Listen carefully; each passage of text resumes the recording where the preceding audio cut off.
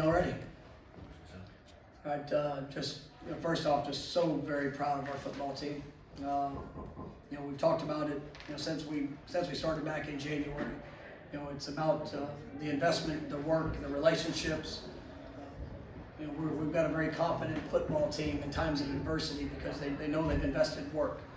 And I thought that tonight, even with the adversity that showed up, guys were down, or some guys were not available, didn't make the trip. Some of our best football players. But tonight, our guys, they willed themselves to victory. I'm so proud of Tate Rodemaker. I knew we could win with Tate. Knew we could win with Tate. And I've seen it in practice. I've seen him work. I've seen him so much invest and be prepared for the moment. He got put in a challenging situation on the road, but he just went out there and responded there in the second half. It is just a incredible example for what this team is built on. And I'm just so proud of our players, our coaches. That's a special night. That's one that I will remember forever, because there was an incredible atmosphere that having to play in, and a lot of adversity that showed up. But we talk about that heart, we talk about the identity, and the identity of Florida State football showed up tonight on the national stage. And so I'm just proud of our team. I want to give credit to Louisville. That was an incredible game. They have some tremendous players. Those guys compete hard. It was physical, tough, back and forth with coaches, schematically. It was just a fun game to be a part of. And I'm just so happy for our guys that at the end, it just took one more play. Same thing that showed up in the Superdome a few weeks ago. We got our one more play. And I'll take questions. What was it like to see Johnny step up and make plays with Tate? It's Johnny's been incredible.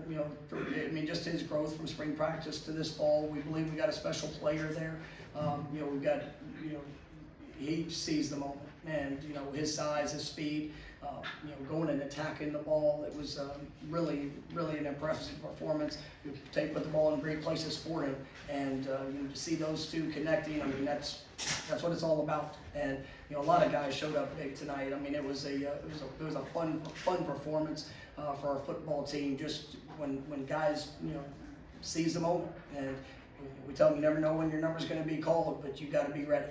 And to see guys, Trey Benson there in the second half, some of those runs were incredible. Trey Ward continues just, an incredible leader for us. Guys on the offensive line that had to battle, playing different positions, moving around.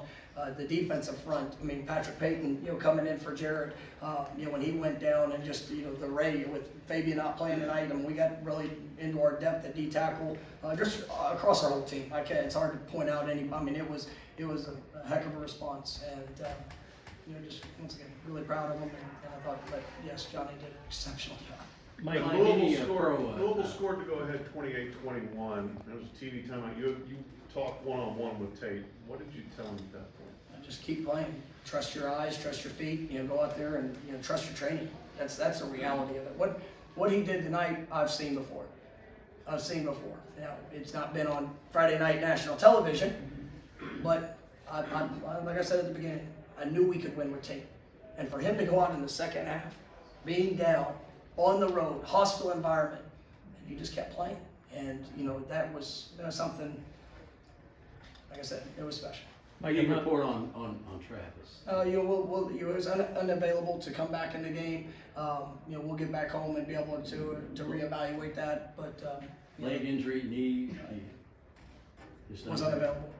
Okay. Mike, with Tate, the first pass I think was an intentional grounding, and then a pretty bad interception going in halftime. What did you tell him in that moment at halftime? Because he didn't look great those first two drives. And what changed? Was it just getting comfortable? You took a deep breath. You're sitting there, and that's part of this game. There's emotion in this game. It's he got put in a challenging situation, and it didn't go great at the beginning. But ultimately, he took a deep breath at halftime. We knew the plan of what we wanted to do, and he went out there and executed flawlessly there in the second half. Even on some of the incompletions that he threw, it was just like he was in control. He was in control in that second half, and I thought he did a remarkable job. He just played football, and the guy is a good football player. And like I said, I get to watch it every day. And we've got one of the best quarterbacks in the country in Jordan Travis, and Tate and AJ and those guys. The way that they compete, the ability that they have. I mean, you just never know. And I mean that's why you play this game. That's why you coach this game for times like this when your number's called and you get to rise up and just go show people how you respond, especially when it doesn't go well. How big was it for him to just get a good play, to throw to Johnny in the middle of the field? How big was it just for him to do that in the game?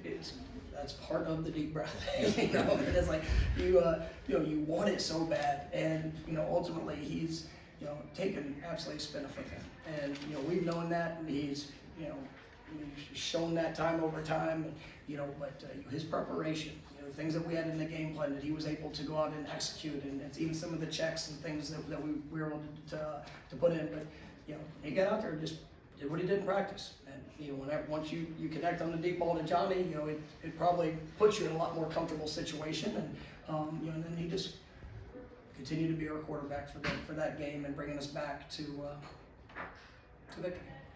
I know he was probably spending more time talking to you or talking to Coach Tokarz up in the box, but what was Jordan doing? I mean, was Jordan talking to him? How was Jordan staying involved? It seemed like he was moving up and down the sidelines a lot. I told Jordan at halftime when I knew that he was going to be that he wasn't going to be available in the second half.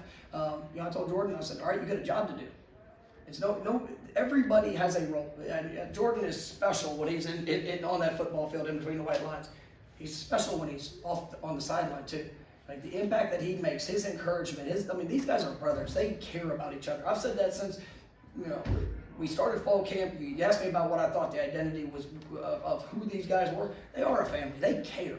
And, even though Jordan couldn't make a play in the second half on the field, he was definitely there to help support us guys right off the field. And that's what this is about. That's the thing that makes Florida State special. It is the people.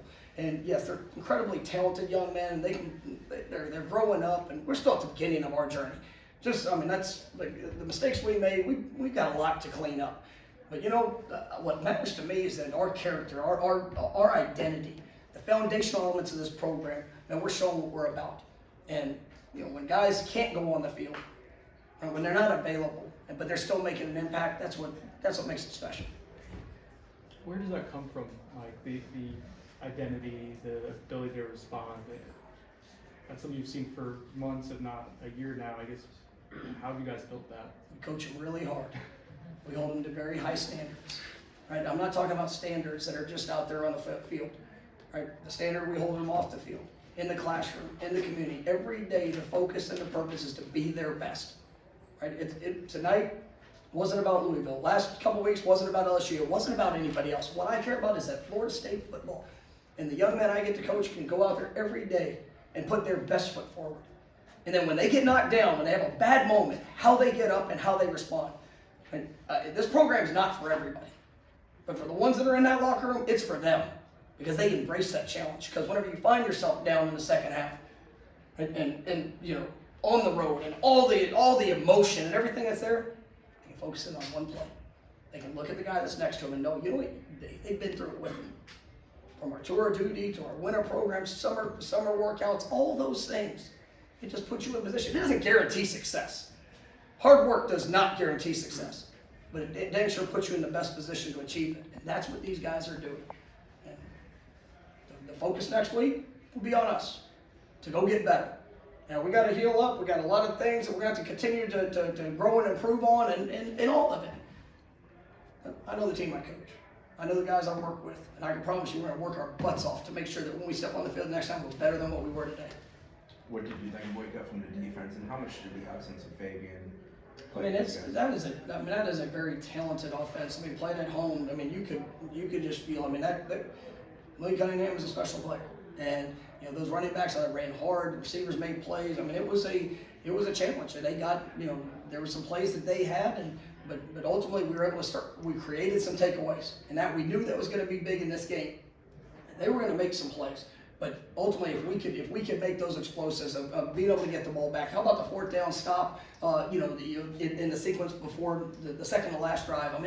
Those moments, man, the guys just rose up, and I'm just so proud of them. I thought our defense, really played hard. There were some times we had bad communication. Some guys, just with all the right intentions, we got to continue to to put that best foot forward. But you know, they found a way. And at the end of the day, the defense was on the field and they needed to stop, and they went and got that stop.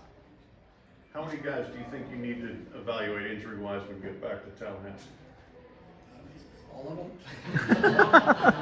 I mean, you know, it's a physical game. I mean, it's part of it, and so we'll get back. We'll see where everybody's at, and we'll go from there.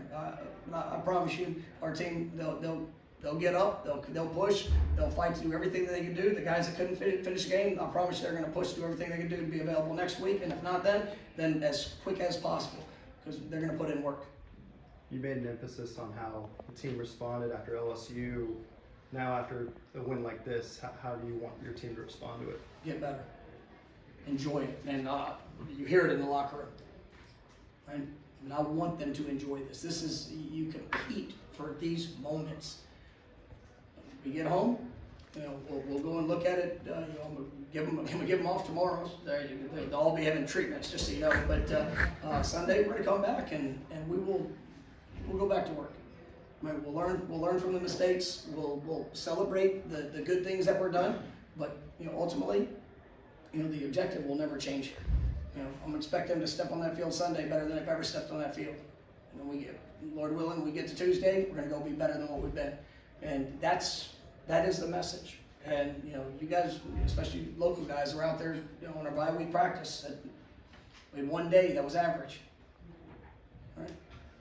And I let them know it was average. And then they let me know that they were going to respond, right? Because that's not who they are. And well, I think that helped us. I think that helped us win today. Dang right I do. And I believe in the character of this team. I love coaching this team, and where that takes us, you know, we're going to continue to work.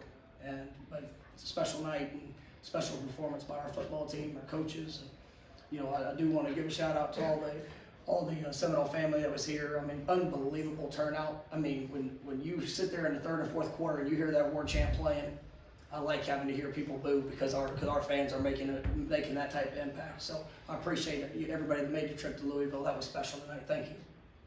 Time for a couple more. Oh, that was like my exit.